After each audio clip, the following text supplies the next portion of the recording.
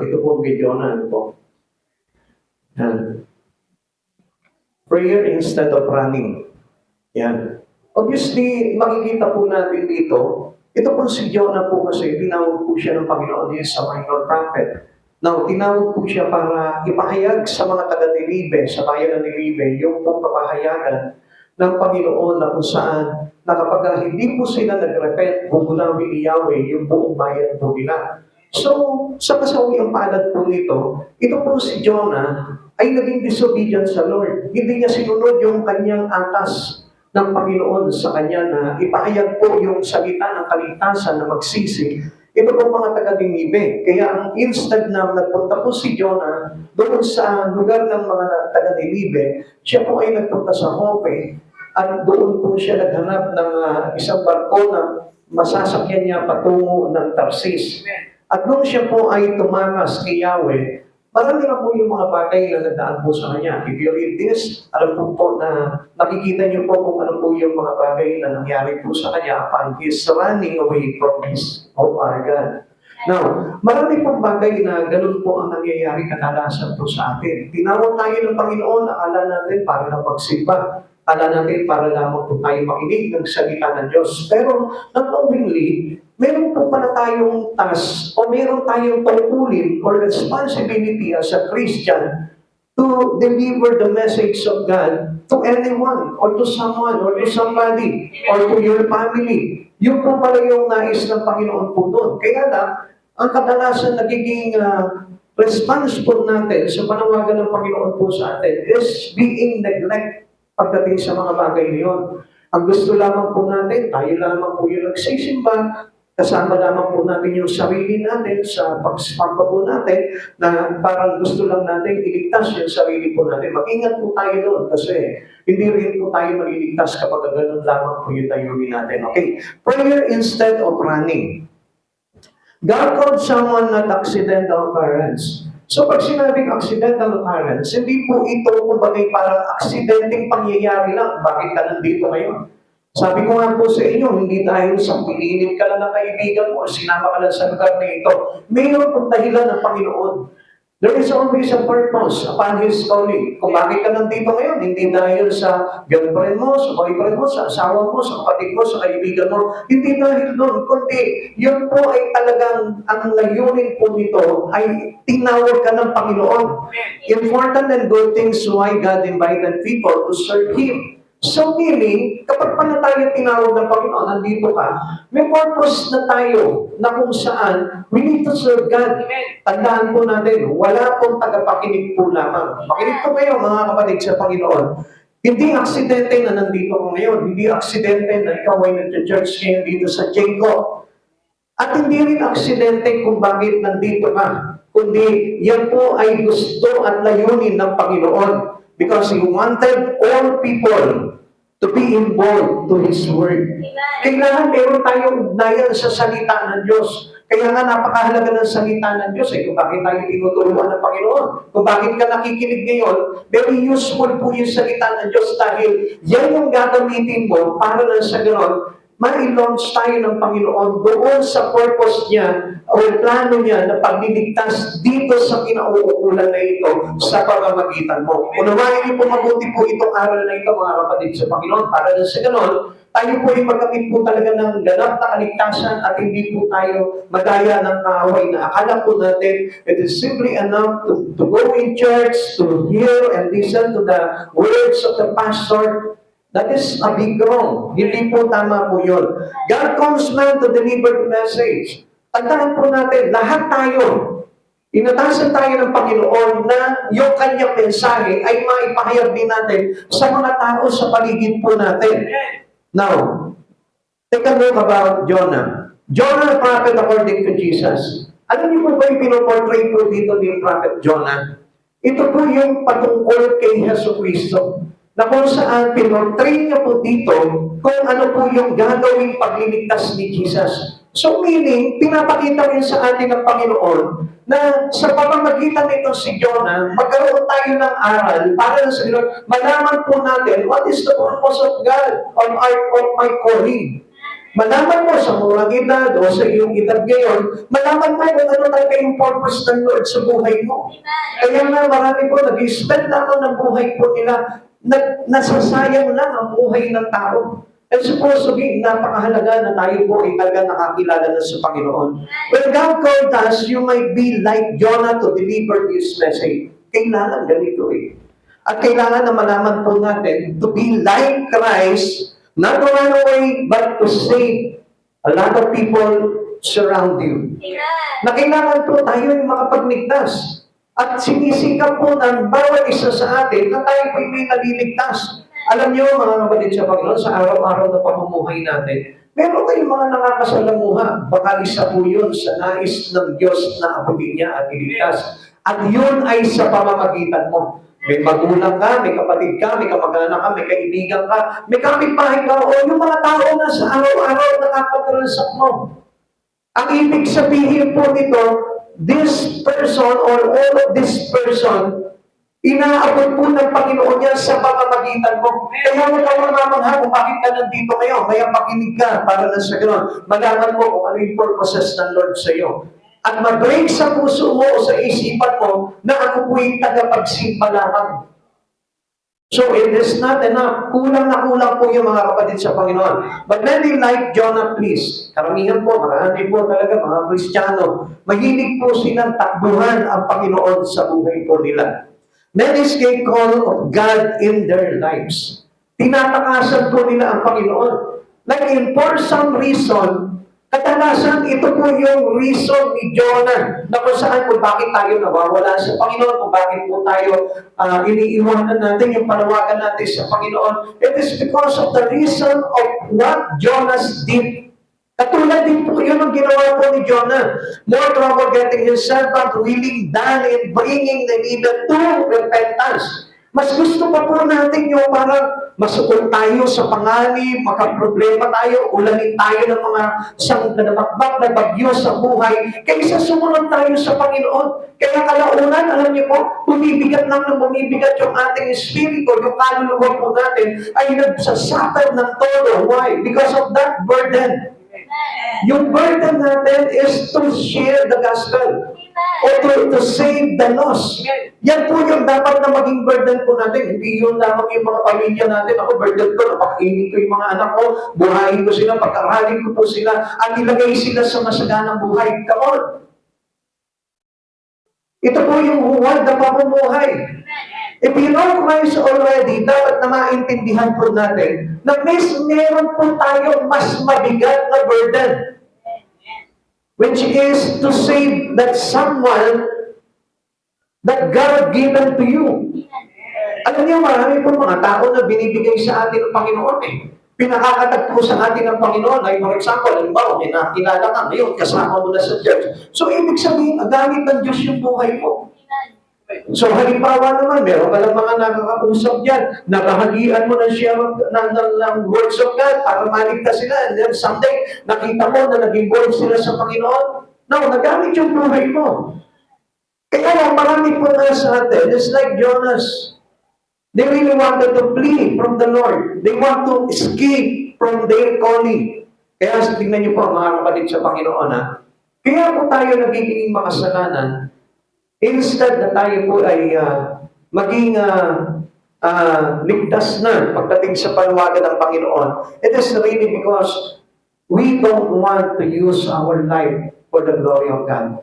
Ayaw natin ipinapagamit yung buhay natin sa Panginoon. Sinisecure lang natin yung personal na sarili po lamang natin. Tingnan niyo po yung sinabi sa Kawikaan chapter 9 verse 12. Kung mayroon kang dulong, mayroon kang pakinabang. Ibig sabihin dito, if you really know God, you must be useful to Him. Magiging kagamit-gamit ka sa Panginoon. Ngunit ikaw ay magdurusa kapag siya ay tinanggihan. Now, pakinggan niyo po yung sinabi po dito. Ang kawikaan po ay isang karunungan na nagmumula rin sa ating Panginoon. At itong karunungan na ito, na maghahatid po sa atin para tayo rin po ay maligtas. Ano sabi niyo po dito? Kung mayroon kang dulong, mayroon kang pakinabang. So we can be useful to God if you know how important na magamit ang buhay mo para sa Panginoon. Pero bakit ayaw natin paggamit yung buhay natin? Tingnan niyo po yung mga kapatid sa Panginoon. Kaya naman natin magpagal. Kaya lang, sa personal na buhay lamang natin, kaya natin na magtiis ng hirap. Pero why not in the Lord? Pero bakit pagdating sa Panginoon, hindi natin magawa yung buong bagay niyon? You know what? Because we are lack knowledge. Kulang tayo sa kaalaman. Kaya nga, people destroy because of lack of knowledge. Ang akala po nila, okay na sapat na nakakarinig sila ng salita ng Diyos, pero they don't know what is the purpose of God, why they delivered His Word for us. Bakit itong Diyos na ito pinapagpakahayagan tayo ng salita niya? Because He wanted us, every one of us, to be saved. Kaya lang, ang problema dito, natutunan mo yung words of God na yun, yung salita ng kaligtasan, pero anong ginagawa natin? Sinasarili lang natin. Dahil sa pag-aakala na tayo ay maliligtas sa sarili lamang po natin. Kapatid sa Panginoon, you abuse this grace of God. Yung grasya ng Panginoon, yung biyaya ng Panginoon, inaabuso natin. Dahil alam niyo kung bakit, and supposed to be, hindi lang ikaw ang maligtas, kundi ang dami dapat maliligtas. Like for example, ang dami mong pamilya, dami mong mga kamag-anak at kaibigan, pero hindi mo man lang sila mahabahagian, hindi mo man lang sila maanyayahan sa Panginoon. And that was your responsibility already. A Christian who got his salvation from God has a responsibility. At alam niyo kung ano yung responsibility na po natin sa Panginoon? Na tayo rin po ay makapagligtas. Kaya nga sabi po dito, ang taong marunong po ay pinapagamit ang buhay para sa Panginoon. Ipagamit mo yung buhay mo, don't waste your life. Alam niyo, i-spend lang natin yung buhay natin sa kapraso at sa walang kahalahalagang bagay dito lamang sa mundo. Tingnan niyo, nagpapagod kayo sa trabaho, nagpapagod kayo sa mga bagay dito sa lipunan, pero hindi mo man lang na ipagpagod yung sarili mo para sa Panginoon. And that was foolish. Dahil ang buhay po natin ay kaloob ng Diyos. Kung ang Diyos nagpagal po sa atin how much more tayo ng mga niligtas niya? Sino tayo para hindi natin pagpagalan ang Panginoon sa buhay natin? All the troubles and trials have answers. Kaya naman po, hindi natin ginagawa ito. And there is an answer. Obey and pray. Marami sa atin, repent lang ng repent sa Panginoon, pero hindi naman nag-obey. So it is simply nothing. Wala pa rin. Walang sense yung ating pag-pray or pag-repent kung hindi po natin susundin yung purpose of life that is given for you by God. Na kailangan malaman mo itong purpose nito, Lord. Ano ba yung purpose ko? Bakit ako nandito ngayon sa Jacob? Bakit ako worker ngayon ng church sa ito? Bakit ako nagsisimba dito? Bakit mo ako pinadala ngayon dito? Ano yung purpose mo? Ano yung layunin mo? Panginoon, bakit ako nandito ngayon? Sa murang edad ko, Panginoon, ano ba talaga yung gusto mo? Alam niyo, hindi lang para pagsayawin kayo ng Panginoon, hindi lang para paawitin kayo, o para makapakinig ka ng salita ng Diyos. Okay, pakinggan niyo po mabuti po ito para na sa ganun, makarelate po kayo dito sa aral ni Jonah. Obey and pray, yun daw po yun. Okay, tignan po natin kung ano po ba yung nilalaman po dito. Kung what is the essence of Jonah chapter 2, no? Itong chapter na ito na binasa po natin. Papakita ko po sa inyo po dito. Jonah's prayer in chapter 2 is a heartfelt plea for the deliverance from the depth of the sea, where Jonah was swallowed by the great fish after disobeying God's command. It's a prayer of both distress, kawalan ng pag-asa, and thanksgiving, magpapasalamat, expressing Jonah's recognitions of God's power and mercy. Alam niyo mga kapatid sa Panginoon, if you are a Christian, but kung hindi po tayo marunong magpasalamat at magpagamit ng buhay sa Panginoon, you did not recognize the power of God and the mercy of God in your life. Ang problema po dito mga kapatid sa Panginoon, alam nyo, dumaranas na po tayo ng bagyo sa buhay, pero wala pa po yung prayer of repentance. Wala pa rin po yung parang pag-alaala natin sa Panginoon. Nakakalimutan natin ang Diyos. Kaya tuluyan po tayong naibabaw na po doon sa kaila-ilaliman. Kapatid sa Panginoon, huwag mong akalain na maayos ang kalagayan mo ngayon. Kapag ang isang tao nakakilala na sa Panginoon, you must know that your life can be useful to Him. At maalala mo ang Panginoon na minsan nagligtas sa iyo. Nandito ka na sa supusikit na karimlan, pero iniahon ka pa ng Panginoon. Katulad po nito si Jonah. Kaya ito po yung heartfelt plea niya sa Panginoon na iligtas siya muli. Ngayon, titignan po natin yan. Tignan po natin kung ano po yung nilalaman po nitong panalangin po nito si Jonah. Here's a breakdown of key elements of Jonah's prayer. Tingnan niyo po mabuti para maunawaan niyo. Unang-una, nung nandun na po siya sa problema na yun, nung inihagis na po siya sa dagat, at kinain po siya ng malaking balyena, nasa loob siya, inside the belly of the big fish, alam niyo po ba kung ano yung naramdaman niya? Yung po tinatawag na distress. Yung kawalan na ng pag-asa. Alam mo, kapatid sa Panginoon, marahil akala mo pulong-pulo ka ng pag-asa sa buhay mo, away mo God. Come on, huwag kang magtiwala sa sarili mo na sa paghiwalay mo sa Panginoon, akala mo talagang may pag-asa pa yung buhay mo. Wala nang pag-asa ang sino mang malayo sa Panginoon. A life separated from God is a distressed life. Walang pag-asa. Siguro, marahil nakikita nyo na okay naman yung kalagayan nyo, pero gusto ko malaman po ninyo na sa pagkakataon na ito, yung ating kaluluwa ay nagsasuffer na ng todo, and we need to pray for help. Kailangan mo humingi ng tulong sa ating Panginoon. Like Jonah. Okay? Makita niyo po yun. Kasi meron tayong tinatawag na spiritual realm. Hindi yung nakikita ng physical eye natin. Pero, yung nagaganap po sa atin sa Espiritu ay ipinapakita po ng Biblia. Kasi all that is written in here, all the story that is shared to us by God, it is about your spirit, your soul. According ito doon sa kaluluwa natin. Kaya kung mapapansin natin, bakit ganito hindi naman nangyayari sa buhay ito Pero sa spiritual realm, ito na pala yung nangyayari sa atin. Na kapag tayo po ay humalay sa Panginoon at hindi na po tayo nakakagawa sa Panginoon, hindi nagagamit yung buhay natin sa Panginoon, may problema, may malaking problema yung ating kaluluwa. At kung mapapansin po natin, katulad po nung tito po si Jonah, nandun po siya inside the belly of a big fish. At walang pag-asa. Kundi yung humingi na lamang po siya ng tulong sa ating Panginoon.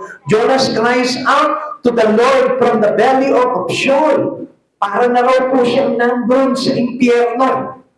Under the underworld, a place of despair and darkness.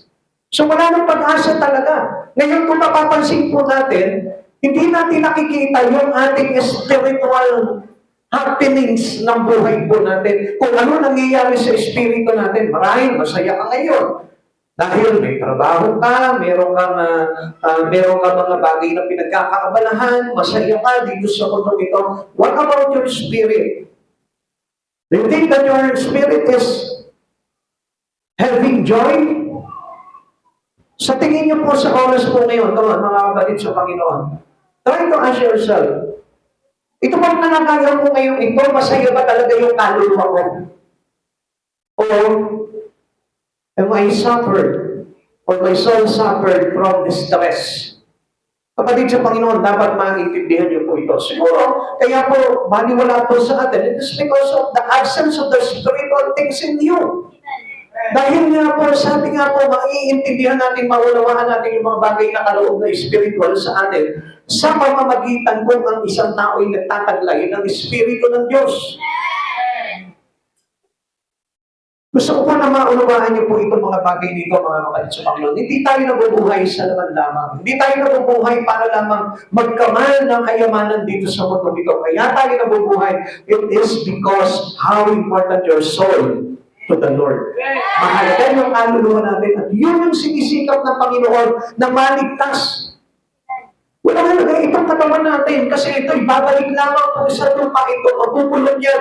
Pero yung kaluluwa mo, magpapatuloy yan. Kaya nga, we need to use our life. We need to use our spirit. Kaya Kaya nga, ang gusto talaga ng Panginoon, matupad talaga sa atin yung purpose niya. Okay, tuloy po natin. Tayo po yung nasa kawalan ng pag-asa kapag gano'n ang kalagayan natin. He acknowledged being cast into the deep and surrounded by the seas process, experiencing a sense of being banished from God's presence. Nahiwalay. Kaya nalulupay-pay na sa siya ngayon at piling niya mapupugnot na yung kanyang hininga. Dahil paano ba sinasakal na po siya ng kaila-ilaliman. Ganyan po yung kalagayan ng isang tao na hindi pinapagamit ang buhay sa Panginoon.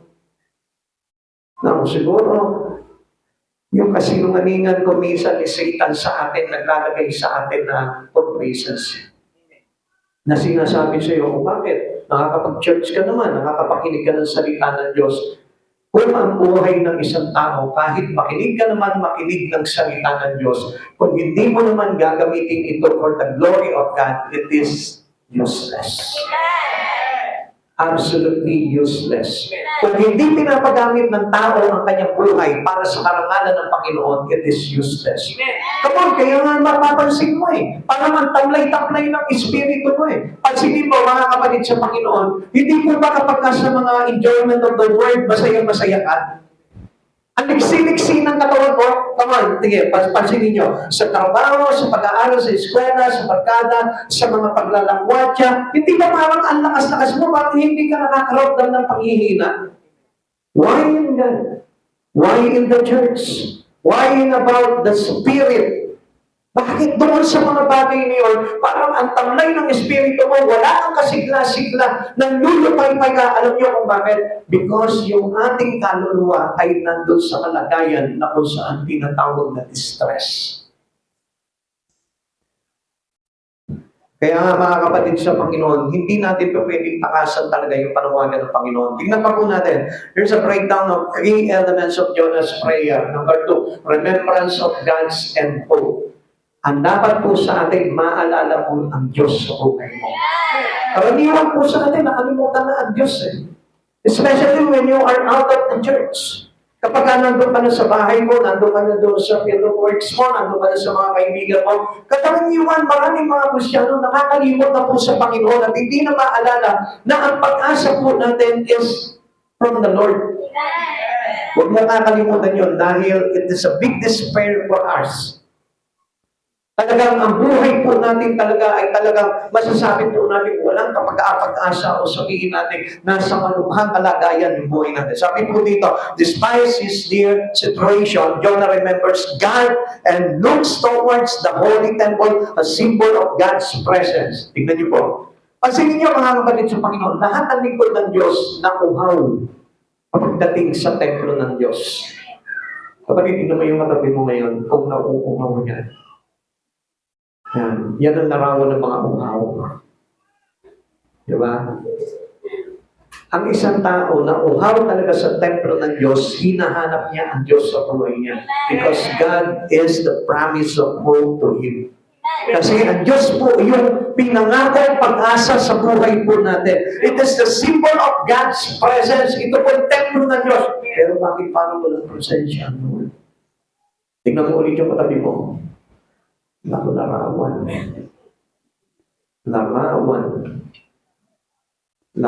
ng presensya ng Panginoon. The presence of God given us light. Amen. Yung presensya ng Diyos nagbibigay sa atin ng buhay. He finds hope in God's ability to bring him back from the pit, even from the depth of death. Come on! Lahat tayo may kasalanan.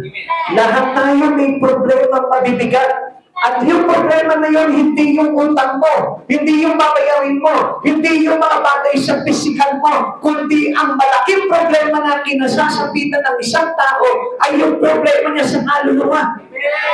Na hindi malulunasan na kahit marami kang pera, na kahit marami kang kaibigan na kahit sabihin mo malakas ka, I tell you, hindi magkakaroon ng solusyon yung problema mo because the only solution is to obey and pray to God. Amen! Yun. Kung susunod ka doon, kasi yan na po yung nawawala sa atin. Akala natin, wala naman ako problema, masaya naman ako. Masaya yung pisikal na katawan. Pero yung kaluluwa mo, hindi natin nalalaman Yung pa sinasabi that you are from the under the feet. Nandun tayo sa kaila-ilaliman. Nandun tayo sa tinatawag na the depth of death. Grabe mga kapatid sa Panginoon. Gusto ko malaman nyo, ganito yung nangyayari po dito kay Jonah.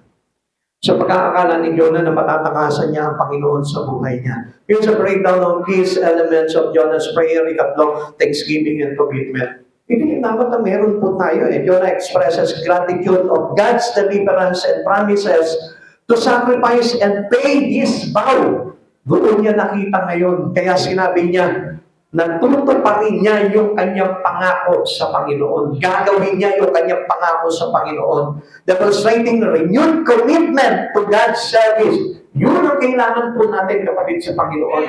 Yung mga ibago po natin, magkaroon tayo ng panibagong commitment para mapaglingkuran ang Panginoon sa buhay natin. Hindi yung patuloy natin kakalimutan na ang Panginoon sa buhay natin. Now, what He proclaims in God is, He proclaims salvation is of the Lord. Ang kaligtasan niya ay sa Panginoon, recognizing that God's power is the source of His rescue. Maliligtas lang ang iyong kaluluwa natin kapag ka nalaman mo na ang Diyos ang talagang saklolo natin at kaligtasan.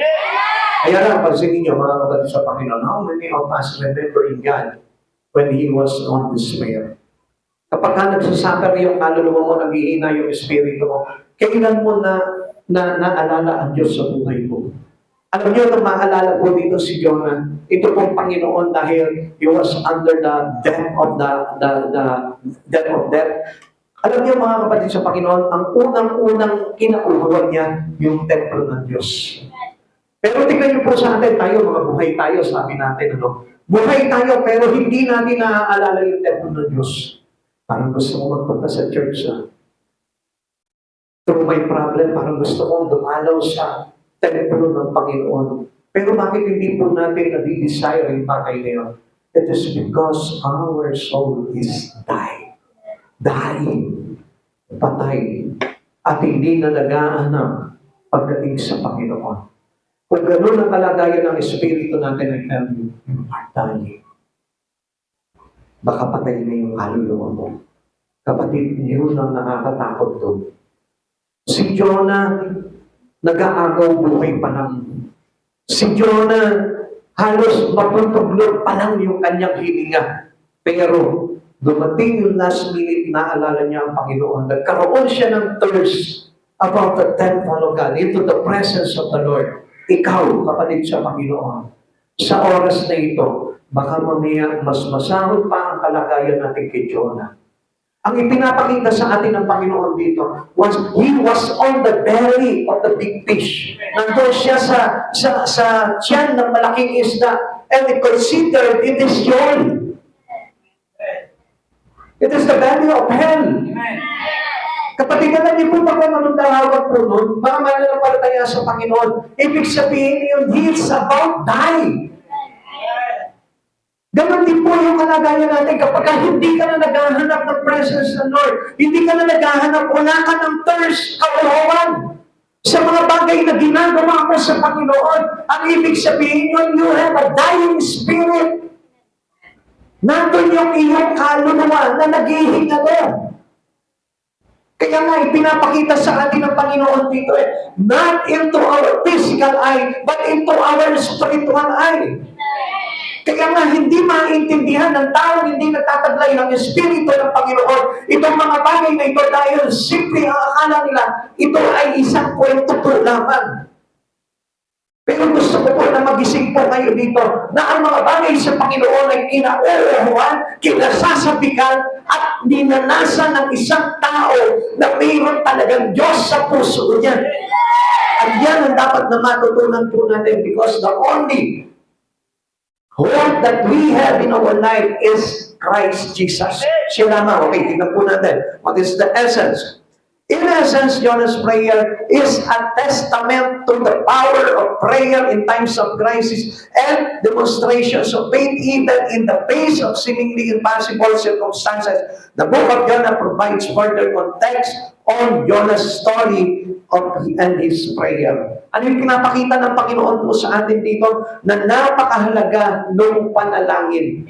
Sa oras na naghihingalo na yung buhay mo, yung kaluluwa mo, alam ko na malalakas pa kayo, alam ko na wala kayong karamdaman, pero how about your soul? Your spirit, your relations to God? Yun po yung iniingatan ng Panginoon. Kaya nga kung mapapansin po natin, wala tayong kasigla-sigla to face the presence of God. To meet the presence of the Holy God. Wala tayong enjoyment. Hindi tayo nagadala. Hindi tayo nakafocus. You know why? Because our spirit, our soul is dying. Nakikita niyo po ba yung naghihinga ng tao? Sa palagay niyo, mayroon pa pong galak sa puso yun. There is an absence of joy in their heart.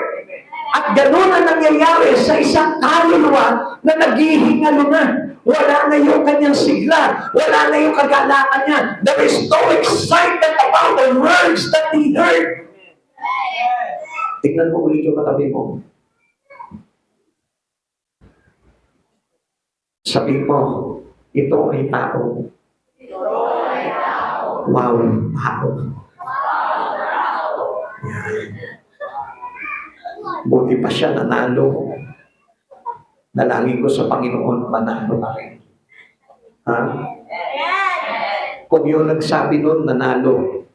Dalangin ko sa Lord, manalo pa rin sa labanan. Dahil kung hindi ka mananalo sa labanan na ito, baka pagdating ng araw, kwento ka na lang. Amen? Siyempre, ano pa mapapala natin? Wala na yung next life na naghihintay sa atin, a better life ahead. Yung naghihintay na napakagandang buhay. Kaya nga kapatid sa Panginoon, gusto ko na malaman po natin ito. Now, alam niyo kung anong sagot po dito? There is always an answer for every problems in our soul. And the answer is about your prayer. Now, let us take a look about the prayer of Jonah. Tingnan po natin yung panalangin niya. Maaari niyo pong maging gawin, basihan po ito, panalangin ni Jonah na ito. Para lang sa ganon, tayo rin po, baka sakali na tayo po'y maiahon din po yung ating kaluluwa out of death. Now, unang-una, where he prayed, tingnan po natin kung saan siya nanalangin. Ito po si Jonah, nung time na nandun nga po siya sa tiyan ng malaking balyena na ito, na mapupagnog na yung kanyang hilinga, doon po siya naaalala sa Panginoon at nanalangin siya. Now, out of the belly, or out of the fish belly, doon niya naisipan na manalangin. Alam niyo po ba ganito yung mga kapatid sa Panginoon? Okay, listen dito po tayo. Masyado po ba yung sulat ang sulat nawawala po kayo doon sa talagang mensahe. Ganito po yan. Ang kalagayan po natin ay katulad ng kay Jonah. Kaya lang hindi halata dahil we are alive. Wala tayo doon sa sitwasyon na yun na nasa tiyan ng malaking isla. Pero ang kalagayan na yan is simply kapag ka ikaw ay hindi na nauuhaw sa mga bagay sa Panginoon, hindi ka na naghahanap ng mga bagay para sa espiritu mo, yan ang tendency. Nandyan tayo. Yung tipong ayaw mo na mag-pray, naiinis ka na. Yung ayaw mo ng paglingkuran ng Panginoon sa buhay mo, nandyan ka na sa kalagayan na yan. Hindi lang halata kasi itong katawan po natin, nakikita mo na maayos pa. Pero ang ating usapan dito is about our spirit. At yun yung hindi natin makita-kita dahil tayo'y nakapokus tayo sa mga bagay sa naman. Yun yung ating desire. It's about the flesh and not into the spirit, kaya hindi natin makita yung kalagayan ni Jonah sa atin. Yung hindi ka na nagpe-pray, yung hindi ka na nagbabasa ng Biblia, yung wala ka ng kauhawan sa templo ng Diyos, yung hindi ka na naghahanap ng presence ng Lord, yung wala ka ng sarap umawit sa Panginoon, yung wala ka ng kagalakan sa puso, pagdating sa pakikinig ng salita ng Diyos, you are about inside the belly of big fish. Ganun yung kalagayan, no? Kaya minsan, nadadaya tayo, no? Nandito pa ako sa church, buhay pa ang Espiritu. Oh, come on. Do not lie unto yourself. Huwag mong dayain yung sarili mo. Huwag mong dayain, huwag kang magsinungaling sa sarili mo. Kailangan na malaman mo itong bagay na ito. Kapag ka ikaw halos hindi mo na hinahawakan yung Bible mo, na halos pilit ka na lang magpunta sa church, na hindi na talaga desire ng Espiritu mo, I tell you, you are inside the belly of the big fish. Yun ang kalagayan ng kaluluwa ng isang tao. Jonas chapter 2 verse 1 and 2, habang si Jonas ay nasa tiyan ng isda, nanalangin siya ng ganito, Yahweh, nang ako'y nasa kagipitan, nanalangin ako sa iyo at sinagot niya ako. Ninyo ako. Mula sa daigdig ng mga patay, ako'y tumawag sa inyo at dininig ninyo ako. Nasaan daw siya nung nanalangin siya? Inside the belly of the big fish. Nandun siya sa tiyan ng malaking isda. At yun yung po yung sinasabi ko sa inyo, na kapag tayo po sa Espiritu, ay wala na tayong gana sa mga bagay sa Espiritu. Ang ibig sabihin niya, nandun ka inside the belly of big fish. Bakit? Bakit ka nahihirapan manalangin? Ang hirap niya yung manalangin, nandun ka sa loob ng tiyan ng isda. Bakit akala niyo ba fresh air pa doon? Akala niyo ba parang hindi ka sinasakal doon? Magkahalo yung nararamdaman niya doon inside the belly of big fish dahil alam niya, wala ng pag-asa ang buhay niya. Baka kung tayo po yung nandun inside the big belly of fish, baka hindi ka na manalangin. Ano ba magagawa ko? Dito na ako, mamamatay na ako dito. Kaya hindi niyo po ba napapansin, bakit ang isang Kristiyano hirap na hirap ng manalangin at parang wala ng gana talaga manalangin? Kasi nandun na tayo sa kalagayan na yun. We are about inside the belly of a big fish. Nandun na tayo sa tiyan ng malaking balena na yun. Pero ang gusto ng Lord, maalala mo pa rin siya. Na kahit na naghihingalo na yung kaluluwa mo, naghihina na yung kaluluwa mo, maalala mo pa rin ang Panginoon. Yung di ba dati parang excited ka, yung nga pala kami ngayon, ngayon pala yung street preaching namin. Excited ka. May disciple pala kami ngayon. Excited ka. Now, you are about to change because namamatay yung iyong kaluluwa. Yun ang katotohanan nun kung bakit parang wala ka na sigla doon sa mga bagay niyo. Kung bakit parang hindi mo na hinahanap. Okay na yan, basta magsisimba na lang ako. Okay na yan, basta pupunta na lang ako doon. Alam niyo mga kapatid sa Panginoon, you are under suffered. Your soul suffered. Ibig sabihin nyo, nagdurusa na yung kaluluwa mo. Now, tingnan po natin, what is this place? Ano ba ito? Tiyan ng malaking balyena na ito. It is a strange place to pray. Ibig sabihin, hindi mo na naisin na manalangin dito sa ganitong klaseng lugar. Hello? Sige niyo mga kapatid sa Panginoon, si Jonah nandun sa loob ng malaking tiyan, sa malaking isda. Pero nanalangin siya, ikaw, nandun ka sa church, ayaw mo manalangin. Nandun ka sa kwarto mo, ayaw mo manalangin. Nandun ka sa malayang lugar, ayaw mo manalangin. Pero itong si Jonah, tingnan nyo, kapatid sa Panginoon. At yun yung pinapakita sa atin ng Panginoon doon. Bakit tayo, libre tayo, malaya tayo, hindi tayo kinain ng malaking balyena, pero bakit hindi ka nananalangin? Bakit hindi ka tumatawag sa Panginoon? Bakit hindi mo naaalala ang Panginoon? Alam niyo po ba na ang isang tao hindi nananalangin, he not remembered God in him. He's not remembered God. Hindi niya po naaalala ang Panginoon kasi yung panalangin, parang sinasabi natin, Lord, naalala kita eh. Kaya ako tumatawag ngayon sa iyo. Alam niyo, kadalasan po sa mga Kristiyano ngayon, nakakalimutan ng Panginoon. And what is this place? Not a place one would choose. Hindi ito yung lugar na pipiliin mo. Pero minsan nga, di ba, kahit hindi naman ako makipag-pray sa kanila sa church. Nagpipray naman ako sa bahay. Come on, huwag kang mamili. Dahil si Jonah hindi namili. Kahit nandun na siya sa tiyan ng malaking balyena na ito, hindi niya pa rin sinabi na, Lord, labas mo muna ako dito, magpe-pray ako. Lord, doon na lang sa dalampasigan. Lord, pag nailuwa na ako dito malaking balyena na ito, doon ako magpe-pray. Hindi, wala siyang choice. Pag sinabi ng Lord na mag-pray ka, kahit nasaan ka, mag-pray ka. Kasi gusto ng Lord, lagi namin siya naaalala. Kaya nga sabi niya, nung nangako siya sa mga Israelita, sabi niya gano'n, kapag nandun na kayo sa lupang pinangako ko para sa inyo, alalahanin nyo na akong si Yahweh ang naglagay sa inyo sa tagumpay na yun. What is this place? It was where you was, and that was the place to pray. Now, kapatid sa Panginoon, gusto ko po na malaman po ninyo, sinasabi ng Panginoon na kapag it's about to die your soul, manalangin ka. Kapag ka nanlulupay-pay ka na, tinatamad ka na, wala ka na parang sigla pagdating sa paglilingkod sa Panginoon, manalangin ka na ng todo, tawagin mo na si Yahweh at muling mo buhayin ni Yahweh yung iyong hallelujah. Halala kasi natin, yung kapag mayroon tayo mabibigyan ng pagsubok sa buhay, yun na po yung pagtawag lang sa Panginoon eh. Come on, kapatid sa Panginoon, gusto kong malaman mo na kapag ka nahihirapan ka ng mag-pray, yun ang pinakamabigat na problema mo. Hindi yung mag-pray ka lang, Lord, inaapi ako, binubugbog ako, Lord, pinagkakaisaan ako yung mga kapitbahay ko. Hindi yun yung pinakamabigat na problema na dapat tayo mag-pray sa natin. Ang mabigat na problema natin, yung wala ka ng gana sa mga bagay kay Kristo, yung hindi mo na hinahanap, yung gawain ni Kristo, yung hindi mo na hinahanap, kinauuhawan yung presensya ni Kristo. Yun ang malaking problema ng isang Kristiyano na katulad natin. Minsan mo nanalangin ka, Lord, wala kami pera, Lord, wala kami pambayad. Lord, yung mga anak ko hindi pa nakakapag-enroll, wala kami pambayad.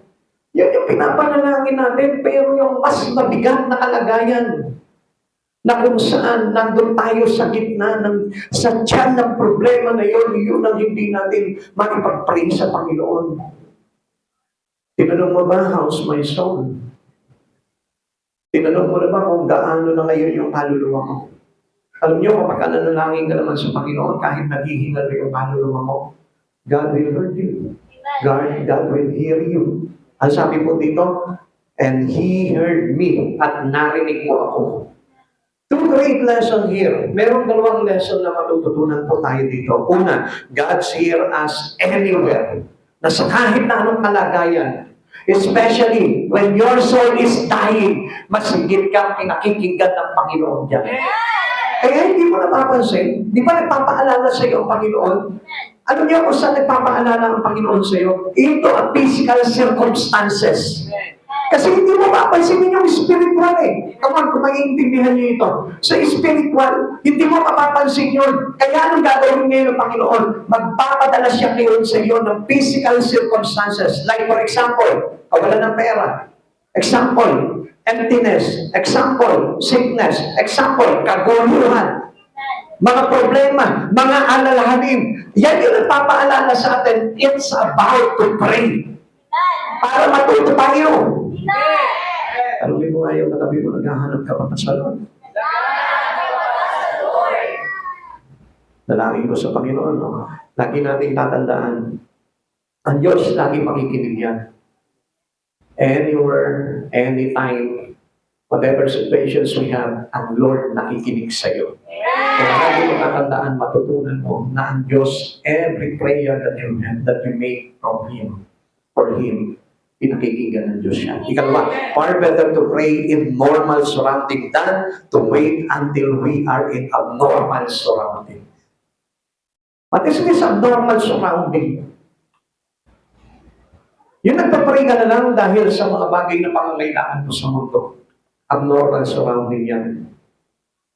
Anong ibig sabihin yan? Kasi minsan, nagpe-pray tayo kapag maayos lang ang kalagayan. Pero kapag santambak na ang problema mo, santambak na yung mga alalahanin mo, diyan ka palang nananalangin. Amen? Alam niyo, ang gusto gusto sabihin sa atin ng Panginoon, ngayon pa lang, wala ka pang mga problema, manalangin ka. Amen? Amen? Yung malakas pa yung kaluluwa mo, yung nakakapaglingkod ka pa sa Panginoon, yung tumatawag ka pa ng praise the Lord sa Lord, yung nakakapag-amen ka pa, manalangin ka sa Panginoon dahil yan yung pinakamagandang pagkakataon na manalangin sa Panginoon. Hindi doon sa patay na yung espiritu mo. Hindi doon sa problema na yung kaluluwa mo. Hindi doon sa pagkakataon na wala ka ng kaganagan spiritually. Hindi doon sa pagkakataon na tinatanggihan mo na ang Panginoon, yung panawagan ng Diyos sa buhay mo. Mas masarap na mag-pray na maayos ang lahat. Tama po ba? Mas masarap na mag-pray na wala ka pang mga problema sa buhay. Dahil doon, maayos ka nakakapag-pray at nakakatawag sa Panginoon. God is teaching us to be thirst for His temple. Kapatid sa Panginoon, the best place that we can pray is inside the temple of God. Yun ang pinakamasarap. Dahil, tatandaan niyo po ba yung sinabi sa ikalawang kronika? Na ang kanyang templo ay templong talang na yun at doon tinidinig ng Panginoon lahat ng panalangin. Kaya nga, kapag ka ikaw ayaw mo pang umakbang papunta sa templo ng Diyos, doon ka manalangin. Kahit mag-isa ka na, magpaalam ka, Pastor, may tao po ba doon sa church? Pwede po bang hiramin yung susi? Gusto ko po mag-pray.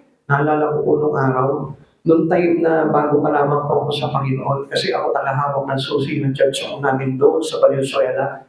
Every morning, gigising ako ng 4 o'clock in the morning, tapos pupunta ako sa church, mag-isa na ako doon, nagpa-pray ako. Sabi ko, ang sarap ng araw na yun. Ang sarap ng mga panahon na yun na nagagawa pa yun. Kapatid sa Panginoon, alam niyo ba, yun yung pinaka-exciting. Yung magpe-pray ka na talagang sasadyain mo yung templo ng Diyos at mananalangin ka, yun yung talagang totoong prayer. Na maisasabi mo na kahit na simple prayer lang yung usalin mo, dinig na dinig sa tenga ng Panginoon yung pagdating niyo. Amen. Sabi po ng Jonas chapter 2 verse 4, sinabi ko na layo ako sa iyo, kailan ko kaya makikita uli ang banal mong templo? Alam niyo, lahat ng mga lingkod ng Diyos, mayroong ganito kaisipan.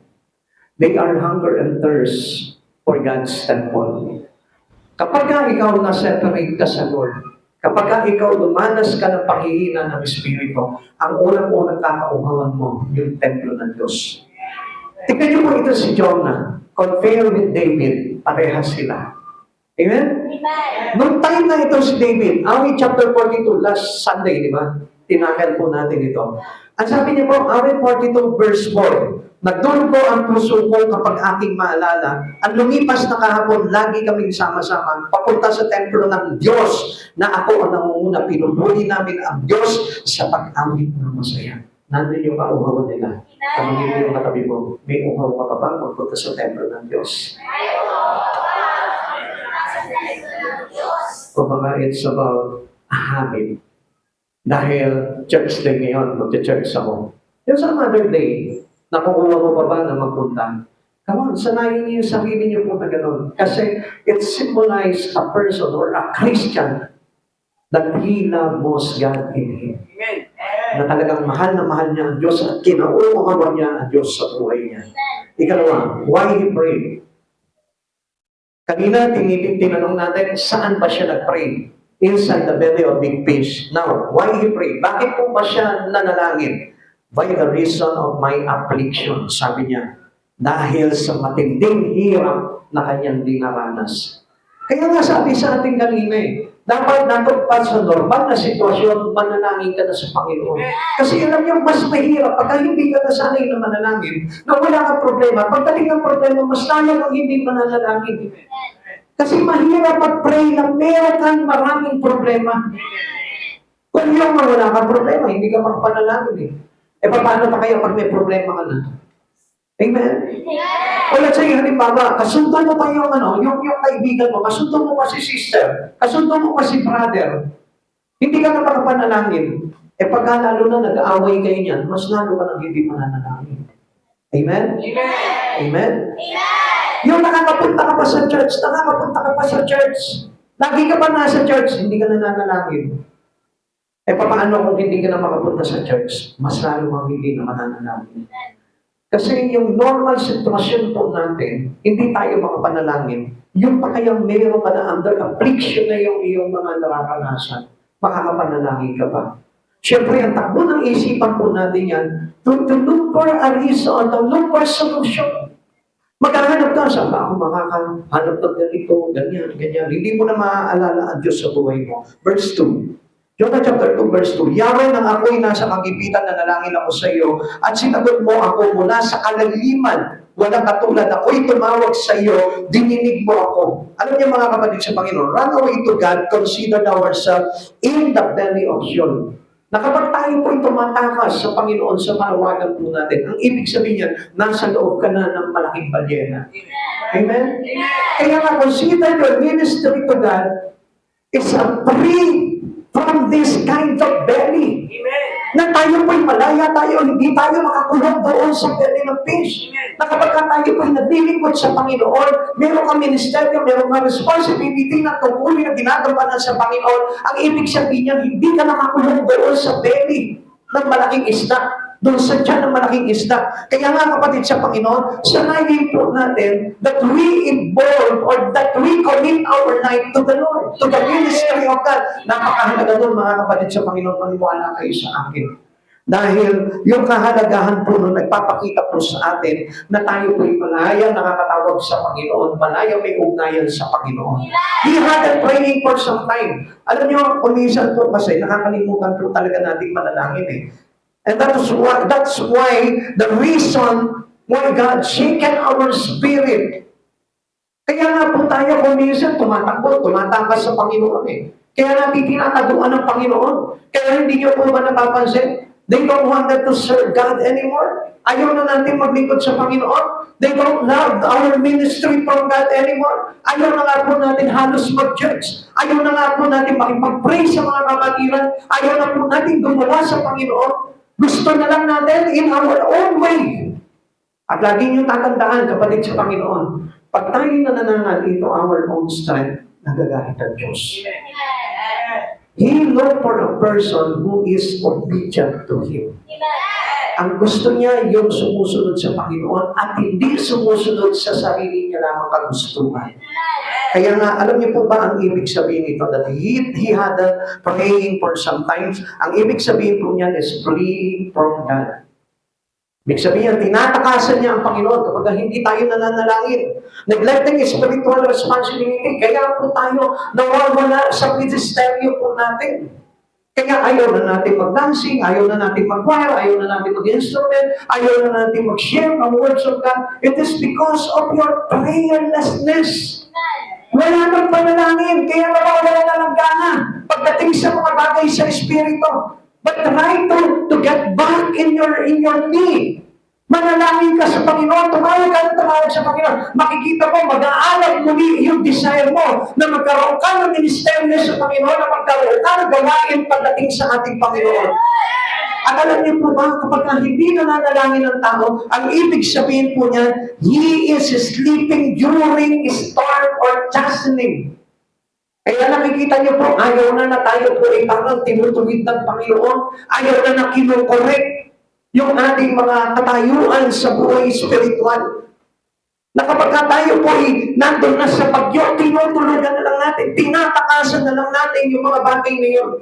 Instead of praying and asking for the Lord's help, mas gusto pa po natin natakasan ang Panginoon sa buhay po natin. Jonah chapter 1 verse 5 to 6. Dahil dito labis na natakot ang mga tripulante, kaya't silang lahat ay humingi ng tulong sa kanilang Diyos, pagkatapos inihulog nila sa dagat ang mga kargamento para humaan ang sasakyan, samantalang si Jonas naman ay mahimbing na natutulog sa isang sulok sa ibabang palapag ng barko. Nakita siya ng kapitan at ginising. Anong nagagawa mo pang matulog? Bumangon ka at manalangin sa Diyos, baka sakaling kaawan niya tayo at iligtas sa kamatayan. This is the importance of prayer. Now, tingnan niyo mga kapatid sa Panginoon, suffered na yung kaluluwa natin. Others, it's about to die. Kaya nga matamlay na tayo pagdating sa mga bagay sa spiritual. Ang indikasyon niyan ay namamatay na kaluluwa. Pag wala ng sigla pagdating sa mga bagay sa Panginoon, namamatay na yung kaluluwa mo. Alam niyo po ba, to keep our spirit alive is to keep on praying. Manalangin ka araw-araw sa Panginoon. 3 times a day, 4 times a day. O gusto mo kahit 5 minuto, mag-pray ka para at sa ganun mabuhay yung espiritu mo. At pag talking and speaking to God, yun yung nagkakos sa atin para lumakas yung espiritu natin. Kaya nga, alam niyo, marami pong mga Kristiyano hindi na nanalangin. Kaya kapag makita mo bukas, makalawang wala na sa church, hindi na nag-church, ayaw na mag-church. Ayaw na makinig ng salita ng Diyos, ayaw na gumawa sa Panginoon. It is because of lack of prayer. Kaya manalangin kayo. Ugaliin niyo yung pananalangin. Ako, minsan dumating din po sa akin yun, na halos talagang hindi ako magpanalangin. Gustuhin ko manalangin, gusto ng Espiritu ko, pero ayaw ng katawan ko. Nangyari na po sa akin yung straight 1 month, walang prayer.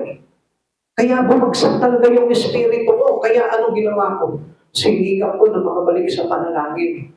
Kaya pag may pagkakataon, lagi ako nagpe-pray sa Panginoon. Kahit sa Espiritu lang nagpe-pray ako. Kahit na sabihin mo na wala akong time para magkaroon ako ng quiet time for the Lord. Pero isinisingit ko pa rin yun. Napakahalaga nun, makita niyo po. Dahil hindi ka talaga aayaw sa Panginoon kapag ka ginagawa mo yung bagay na yun. Ang isang tao kaya umaayaw po yan dahil wala ng panalangin. Hindi na nakikipag-usap sa Panginoon. Do not let your spirit sleep. Huwag niyong pababayaan po yun. When God give God's response for His calling, you do His given words. Alam niyo, kapag nanalangin ka, ang Diyos mayroong iaatas sa iyo. There is responsibility that put into your shoulder. Mayroong ipagagawa sa iyo ang Panginoon. At kapag nanalangin ka, kakausapin ka ng Panginoon, sasabihin sa iyo ng Panginoon, itong anak yung gagawin mo. And through that, through mission, through ministry, doon po tayo lumalamas. Kaya tignan niyo po ang isang tao, ang isang Kristyano, pag active siya sa ministeryo niya, larawan po yun ng malakas na espiritu, buhay na espiritu, at larawan po yun ng prayerful Christian. Amen? Sino po dito yung mga nagpa-pray pa? Pwede po makita yung kamay. Yan, very good. Pagpalain kayo ng Panginoon at manatili yung kalakasan po sa inyo. Kaya na huwag niyo pong sasayangin at pakinggan niyo po mabuti na sa ating panalangin, mayroong sasabihin sa iyo ang Panginoon. At mayroong ipagagawa sa iyo ang Panginoon. At dapat na marinig niyo yung bagay niyon. Amen. Okay. Ikatlo, when he prayed, kailan po siya nanalangin? When his soul painted within him. Yan, yun yung kalagayan natin. Na kapag ka talagang naghihingalo na yung iyong kaluluwa, yan, it's about time na para tayo talagang tumawag ng todo sa Panginoon. Actually, hindi naman talaga dapat na ganito eh. Ang kailangan, malakas pa ang kaluluwa mo para hindi maging painted soul. Dapat na lagi ka nananalangin sa Panginoon. Ang sabi po dito, verse 7, nang maramdaman ko, malalagot na ang aking hininga, naalala ko, Yahweh, ako'y nanalangin, at mula sa banal ninyong templo, ako'y inyong narinig. Pansinin nyo, 2 Chronicle chapter 7, verse 14, right? 14 or 15. Kung mapapansin nyo po, si Yahweh po mismo ang nagsabi na sa kanyang templo, diringgin niya ang lahat ng panalangin. Amen? Sapagkat doon nananahan yung kanyang pangalan. Amen. So sa madaling salita, kung nandun nakatira ang tangang pangalan ng ating Panginoon, which is our God itself, so ang daling manalangin. Kaya nga kung mapapansinin natin, ang dami pong hinahadlangan na magpunta sa church para manalangin. Bakit? Kasi alam ng Diablo na easily we will receive the answer for our prayer kung bakit tatsagain natin na talagang puntahan ang Diyos sa kanyang tahanan. Kaya nga, praying means ready to obey His calling. Kaya nga tayo nagpupunta sa templo ng Diyos eh. Kasi it's about our second chances to serve Him. Amen. Yun ang ibig sabihin po nun. Kaya it's about time to pray unto God and to renew our service to God. Amen. Yun ang nawala sa atin. Minsan nga, nananalangin tayo, pero hindi naman natin ibinabalik yung ating tungkulin sa Panginoon. Lagi natin papahalagahan yung purpose ng Lord upon our calling. Minsan, nasanay na tayo, okay lang, kahit hindi ako naglilingkod sa Panginoon, hindi okay yun. Kailangan na buhay natin ay magkaroon tayo ng effort, na magkaroon tayo ng record pagdating sa Panginoon dahil tayo yung mga katiwala ng Diyos. Amen. Natatandaan niyo po ba yung mga katiwala? Na pinagkalooban po sila, pinagkatiwalaan po sila ng mga pilat, ng mga talento. At pinag-ilam nila yun, pero yung hindi po naggawa ng bagay para doon sa patubuin yung pilak na yun, ano nangyari? Siya po ay tinanggihan, ni-reject siya ng Lord. Kaya tatandaan po natin, our purpose is to serve God. Amen. Mahalaga yung ating service pagdating sa Panginoon. Jonas was now at the end of himself. Yung tipo parang wala na. Parang nararamdaman mo na naku, kalaglag na yung aking kaluluwa. Pag wala na doon, it's about isa na lang ang kaya kong gawin. Ito honestly, sabihin ko po sa inyo, if you really serve God, don't wish to only attend service. Huwag lang. Amen. Kasi yun yung parang end of yourself pagdating sa Panginoon. Yung naglilingkod ka sa Panginoon na dati talagang abalang-abala yung buhay mo sa paggawa sa Panginoon. Ba't dumating ka doon sa punto na kung saan parang napakanipis na lang ng tali na nag-uugnay sa iyo sa Panginoon na isang hatak na lang patid na. Kapatid, yun yung napakadelikadong kalagayan ng isang Kristiyano. Now, tingnan po natin ito. We learn 3 things when God's called. Pag tinawag ka ulit ng Panginoon, dapat ganito na. Ano po? Pag alam mo matutugnod ka na, o mapapatig na yung hininga mo, meaning your relations, your spiritual relations to God, dapat ang unang-unang gagawin mo makabalik ka sa Panginoon. No more running. Huwag mo nang tatakbo ng Panginoon, huwag mo nang tatakasan. Kung ano pinagagawa sa iyo ng Lord, gawin mo na ng buong inaw. No more spiritual deafness. Huwag ka na mag-ibigay. Pakisabi mo sa katabi mo ngayon, huwag ka na mag-ibigay. At ang dapat na matutunan mo ay maging katulad ng prodigal son. Ano ba ibig sabihin nito na like the prodigal son? Yun ang dapat na mangyari po sa atin. Kasi ano po ba yung sabi ng prodigal son ito? When he realized na nandun na siya sa worst na kalagayan, di ba, nung lumayas siya sa kanyang ama, ano sabi niya? Gawin mo na lamang akong alipin. Anong ibig sabihin po nun? Meaning he is willing to serve God. Yun ang kailangan natin yun. If you are really wanted to renew your spirit to God, kailangan you need to serve God. No Christian, no service to God. It is not a Christian. Ang totoong Kristiyano sa Panginoon, na nagbabalik sa Panginoon, ay naglilingkod sa Panginoon. Gusto ko po na malaman po ninyo yan. Jonah changed of heart. Nagkaroon po ng pagbabago siya sa kanyang puso. Kaya ano po yung mga bagay na ginawa niya? Ano po yung kaninang sinabi po natin dito? Doon sa binasa natin, he remembered the Lord. Doon niya na naalala ang Diyos na kailangan niya talaga sa buhay niya. At ano sabi niya? I will sacrifice unto thee. Maghahandog ako sa Kanya. Alam niya, yung mga bumabalik talaga sa Panginoon, hindi na nagdadamot yan sa Panginoon. Nagiging generous na ang puso niya pagdating sa Lord. Nagiging mapagbigay na yan. And I will sacrifice unto thee, sabi niya, at maghahandog ako sa iyo, Yahweh. Tapos ano sabi niya dito? I will pay that I vow. Yung mga pinangako ko sa iyo, gagawin ko na. Sabi niya pag gano'n. Dahil naalala niya, kung nga pala, that my salvation is of the Lord. Yung kaligtasan ko nga pala.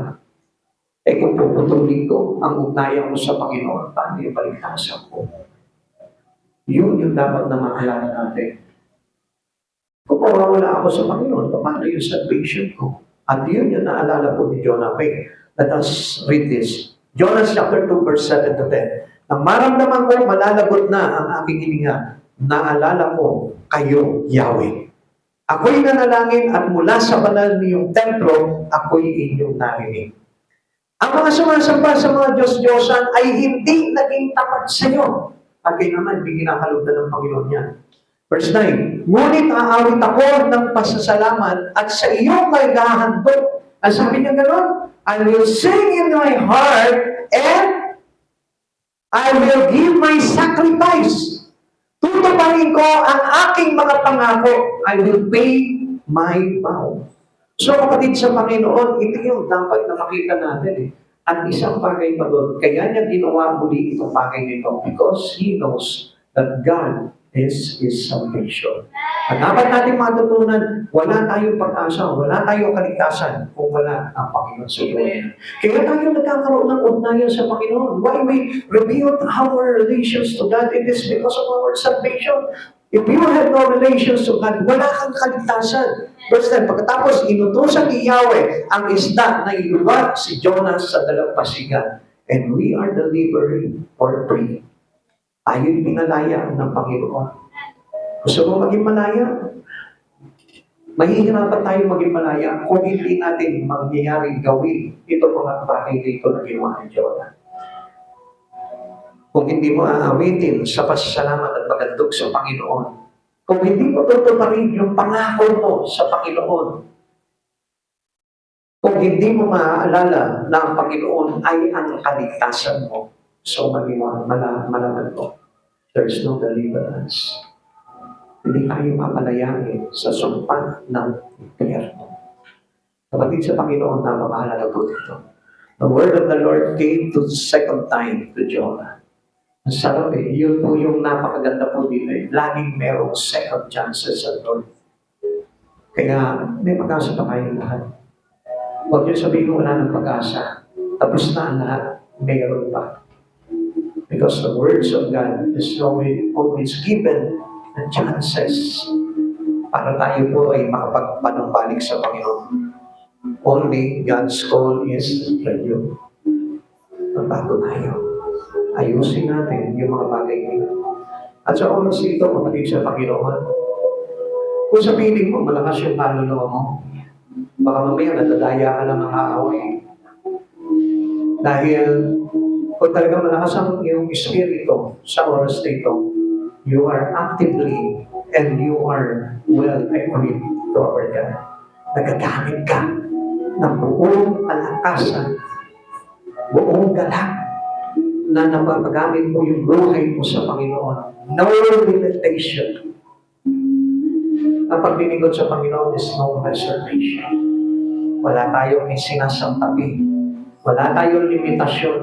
Kundi lahat ibibigay natin sa Panginoon dahil we know that our salvation is of the Lord. Ang Diyos ang kaligtasan natin. Kaya mag-isip po tayo na habang hindi pa po huli ang lahat. At gusto ko po na lumatakbo sa puso natin yung mga bagay dito. Kung gusto nyo na bibilihin ito, pag uwi nyo ng bahay, lubihin nyo. At naniniwala ako, kakatagpuin po kayo ng Panginoon. May sasabihin sa inyo ang Panginoon. Tayo po na magsitayo sa Panginoon.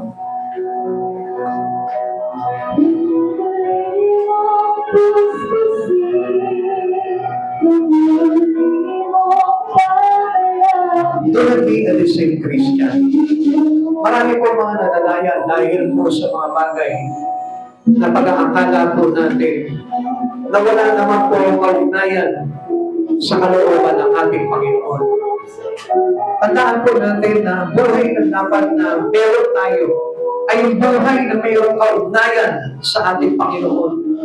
Yung buhay na sumusunod sa kalooban ng ating Panginoong Jesucristo at hindi yung buhay na ang pinakikinggan lamang ay yung kanyang sarili. Kapatid, sa oras na ito, gusto ko po na pagnilayan niyo po ang kalagayan ng inyong mga kaluluwa. Saliksingin po natin yun naman ang ating mga espiritu. Tignan mo, if you are already obedient to God, and if you know your works unto Him, lahat tayo, mayroon tayong mga tungkulin na pinagagawa sa atin ng Panginoon. At that's only useful to God. Kung hindi mo man naiintindihan dito mga bagay na ito, I pray to the Lord na ang Diyos ang magpahayag sa iyo ng mga bagay na ito.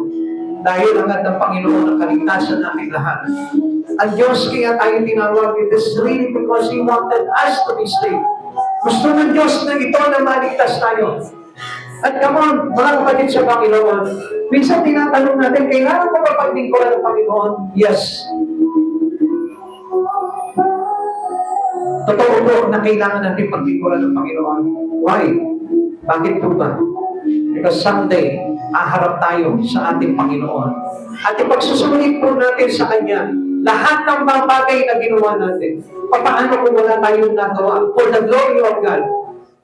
May tingnan sinasabi sa atin ng Panginoon that you can use your life to glorify our God.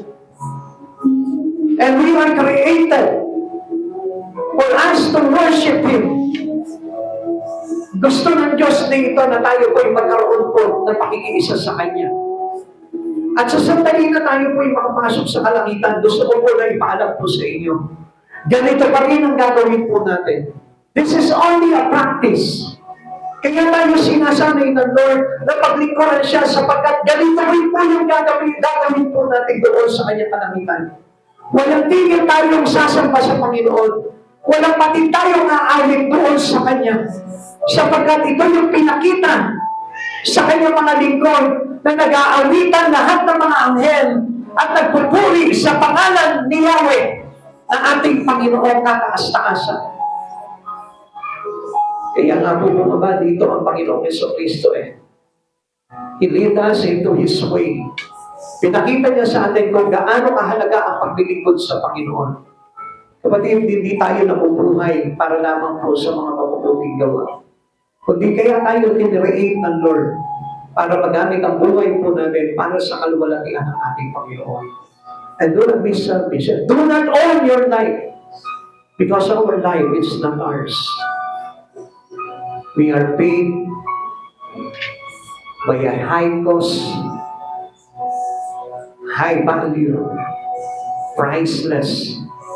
It is the blood of the Lamb. Banal na dugo ng ating Panginoon na siyang kordero na tumubos sa atin para magamit ang ating buhay. Kapatid sa Panginoon, huwag mong sayangin ang pagkakataon na ito na ibinibigay sa atin ng Panginoon.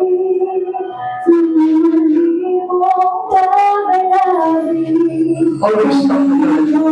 Respect to God. Kung sabi ko pang naging Panginoon sa buhay. Huwag kang tinipan ang araw na hindi mo kinakausap ang Diyos. Sapagkat hindi mo nauunawaan talaga ang layunin ng Diyos sa buhay mo. Maraming sasabihin mo, kaya ako nabuhay dito dahil may mga pangarap ako para sa aking sarili. That was a big lies. Dahil ang tao ay hindi nabubuhay sa tinapay lamang, kundi sa bawat salita na namumutawi sa bibig ng ating Panginoon. Tandaan po natin, kapatid sa Panginoon, hindi tayo binuhay ng Panginoon para sa sarili lamang, kundi tayo ay mamamatay at mabubuhay para sa ating kapwa at higit sa lahat para sa Panginoon. Yun, let us spend our life wisely. Gamitin mo ang buhay mo na maayos at matalino dahil ang gusto talaga ng Panginoon yung magamit tayo para sa kanyang kaluwalhatian. Let us worship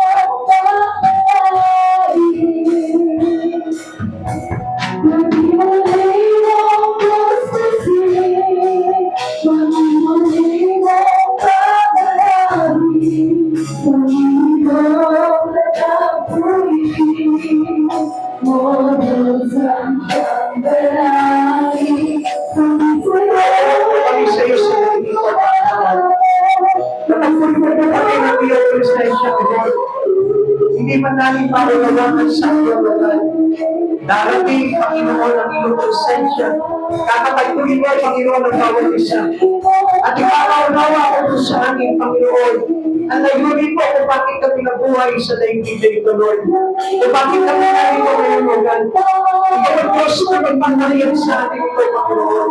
At sa diwa ng iyong mga salita, O God, ikaw ang Diyos, Panginoon, at patuloy na pagkikigay sa ating kaunawaan, Lord. Buksan mo ang aming mga espiritu, O God. Buksan mo ang aming pag-unawa sa espiritual, O Lord. Kung bakit sa gano'n ay hindi kami madaya, Panginoon, ang sanlibutan ito, O God. Kasi pagkakatawa ko namin, O God, na kami nakubuhay para lamang sa lahat ito, Lord. Subalit kami po mga Panginoon ay hinirang. Kami mga Panginoon ay nilikha para lang sa pagkakatawa ko, Lord. Kami yung hinakali po, Panginoon, sa mga lakbay ng tuwing O God. Kung saan naganggas sa iyo, Panginoon, ang imaman mo, Lord. Kaya kapabilang ko na kay Panginoon sa mga tinatawag ko, Lord, na ang pilikod sa iyo daan sa iyo tayo na Lord. Gamitin kami ng isa, Panginoon, sa iyong layunin, Yahweh. Gawin ko kami ng isa sa layunin ng aming Panginoon sa Kristo. And be the one that led them, O Lord, hallelujah. O Lord, hallelujah, hallelujah.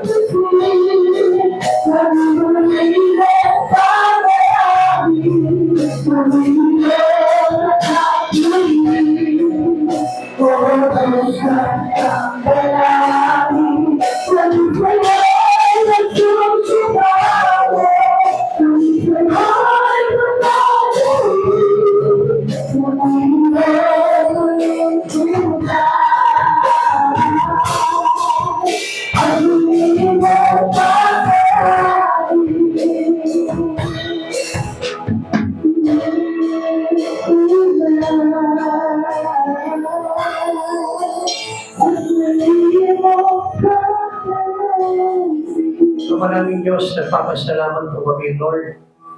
Dahil ang kami yung inaabot po kami ng iyong banal na salita. Ipinapaunawa po sa amin, Panginoon, kung ano yung buhay na nais mo para sa amin, O God. Nawa, Panginoon, maunawaan namin kung lahat ito, Lord. Upang sa ganun, Panginoon, hindi kami maging ignorante, Panginoon, sa katotohanan, Panginoon, na nais mo maganap sa ating buhay. Minsan, Panginoon, akala namin, O God, na ang buhay lamang, Panginoon, ay nagtatapos dito sa mundong ito, Lord. Yung sagana ka, yung masaya ka, subalit, hindi po namin batid, Panginoon, na mahalaga pala na ang aming mga kaluluwa, Panginoon, ay buhay at malakas. At pagdating ng araw na pagharap namin sa iyo, Lord, hindi kami mapapayag sapagkat kami tatanggapin mo sa iyong kalwalatian. Panginoon, makita namin ang kahalagahan ng aming mga kaluluwa, O God. At makita namin at malaman namin, O Lord, kung ano yung mga dapat namin gawin, O God, upang palakasin ito, O God. Lord, doon kami naguguluhan, O God. At hindi namin maintindihan, Panginoon, kung sapat na ba, Panginoon, yung aming mga ginagawa. Panginoon, pagwikaan mo kami, O Lord, at patuloy ka magpahayag sa bawat isa sa amin, O God. Maging sa aming pagtulog, Lord, mapanaginipan ka namin, Panginoon. Nais namin nakatagpuin mo po kami, maging sa aming mga panaginip, O God. Magmensahe ka sa amin, O Lord, upang sigurado po namin, O Lord, na kami po pala, Panginoon, ay nasa iyo or wala pa, O God. Panginoon, huwag mo po kami papayaan sa kalituhan, O God. Sa pagkatpatid po namin, O Lord, marami po, Panginoon, na nalilito pagdating sa mga bagay sa Espiritu. Sapagkat hindi paganap, Panginoon, ang aming Espiritu, Lord, ang aming ugnayan sa iyo, Panginoon. Sapagkat may mga bagay pa kami mga mali na nagagawa, O Lord. At may kaisipan kami, Panginoon, na pansarili po lamang, O God. Panginoon, turuan mo kami sa mga bagay na ito, Lord. Nais namin, Panginoon, yung clear vision, Lord. Makita namin, Panginoon, ang maliwanag, O God. Lord, kung hindi man po namin maunawaan ang iyong salita na nakatala, Panginoon, sa Biblia, Lord, Lord, hayaan mong ikaw mismo mag-usap sa aming mga puso, sa aming espiritu, O God, upang nang sa ganon, maintindihan namin ng lahat at linaw ang bawat kapahayagan mo, O God. Panginoon, nagpapasalamat po ako sa iyo, Panginoon, sapagkat hindi mo kami binibigyan ng pag-aalinlangan sa aming pananampalataya sa iyo, God. Panginoon, salamat po. At patuloy po, Panginoon, na mapundasyonan po kami, Panginoon, na patatag at matibay na pananampalataya sa iyo, Panginoong Jesus, sapagkat ito yung aming pangahawakan hanggang wakas sa buhay na ito, Lord. Maraming salamat po, Panginoon, at magamit pa po maitili ang aming buhay, O Lord, sa maraming kaligtasan ng kaluluwa. Panginoon, gamitin mo po ang bawat isa amin, O Lord, na sa ganun maging kaisa po kami, Panginoon, sa mga nagtitipon sa mundong ito para sa iyo, O God. Maraming salamat po, Lord. Nagpapabalot po kami sa iyo ng iyong banal na dugo. Kaya po, Panginoon, na buhay namin ito ay ipaangkin namin sa iyo, Panginoon, gaya ng sinabi mo, Lord. Siyang nagpapakumbol sa kataas-taasan at nananatili sa kalingan niyong makapangyarihan, makapagsasabi sa kanyang Panginoon mo katahanan. Panginoon, hayaan mo na ikaw yung Diyos na pagtutupad po ng aming mga kaluluwa, O God. At sa ganun, Panginoon, maging matatag kami, Panginoon, sa aming pananampalataya sa iyo. Maraming salamat po sa pag-iingat po sa amin, O Lord, at sa aming pag-uwi sa aming mga tahanan. Maluwalhati kami makarating po, makauwi. Ingatan po po ang aming mga sasakyan at ang bawat buhay namin, O Lord. Ilayo niyo po kami sa anumang kapahamakan, O God, at sa mga banta ng kaaway, O Lord, huwag niyo po ipantulot ito, Panginoon, kundi bawalan po po, Panginoon, at padigman po po, Panginoon, sa mga lipo-lipo ng pandirigmang anghel, O God, pero pang walang mapangyari, Panginoon, na gawain ang kaaway sa aming buhay. Maraming salamat po, Lord. Patuloy niyo po kaming senyuhan ng iyong banal na dugo, Panginoon, even the things that we heard today, O God, Lord, hayaan mo na maitatak sa puso namin ang mga bagay nito. Salamat po, Panginoon. Pagpalain niyo po ang church nito, Lord, at hayaan mong ikaw yung Diyos na patuloy na maitataas dito, Panginoon, at wala ng iba. Tanging pangalan mo po lamang, Panginoon Jesus. Salamat po. Sa iyo po namin ipinabalikan lahat ng kapuri at karangalan sa tanging pangalan mo po lamang. In Jesus' name, Amen and Amen. God bless you.